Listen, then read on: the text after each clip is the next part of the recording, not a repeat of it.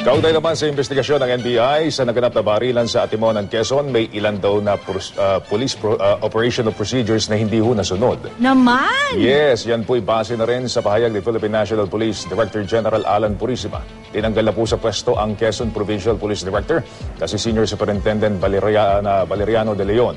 Gayun din ang iba pang opisyal na sangkot po sa Atimonan shootout. Ang mga non-commissioned officer naman, isa sa ilalim sa restrictive custody sa Camp Vicente Lim, dyan sa Laguna. We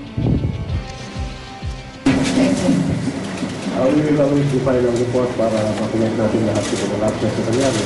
But based on what we have said earlier, kung yun ay as a basis, those are violations of police operational procedure. Ang tayo ng PNP at saka ng DILG dito ay sumasakayon kami, sumusuporta kami. Walang whitewash dito, walang sisinurin dito. Kung ano ang katotohanan, yan ang lalabas dito.